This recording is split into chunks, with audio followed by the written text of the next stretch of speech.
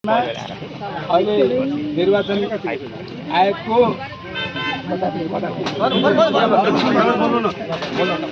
आदरणीय जनसमुदायहरू आसन्न निर्वाचन फागुन 21 गते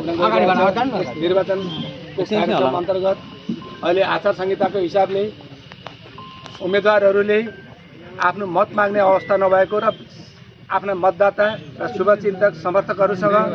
भेटघाट गर्ने कार्यक्रमको क्रममा हाम्रो पार्टी राष्ट्रिय स्वतन्त्र पार्टीले भावी प्रधानमन्त्री बालेन्द्र शाह भनेर किटानी सहित उठाएको उम्मेदवार हाम्रो सामु हुनुहुन्छ। आज उहाँ हाम्रो घर दैलोमा आउनु भएको छ र 21 गते हुने निर्वाचनमा बालेन्द्र शाहलाई अत्यधिक बहुमतले जिताएर यो देशको भावी प्रधानमन्त्री बनाऊ र यो भन्दा अगाडि र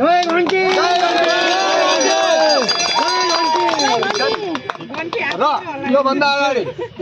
2048 सालदेखि पञ्चायत मासेर बहुदल आएको हो। बहुदलीय व्यवस्था सुरुवात भएदेखि यहाँ विभिन्न राजनीतिक दलका नेताहरू आएर हामी सामान्य गरिब किसान जनताका छोराछोरीलाई भ्रममा पार्ने आफ्ना स्वास्नी छोराछोरी आफन्तलाई मात्रै मोटाउने काम गरेको राष्ट्र र जनताको हितमा कुनै काम नगरेको नाताले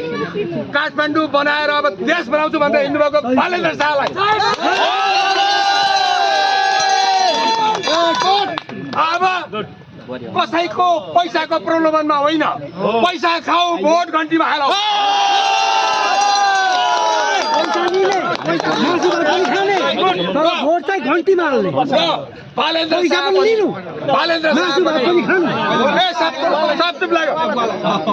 बालेन्द्र शाह पनि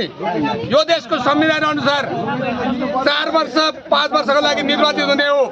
उहाँले पनि गलत गर्ने त्यसको हिसाब गर्न हामी जान्दछौँ, तर हामीलाई विश्वास छ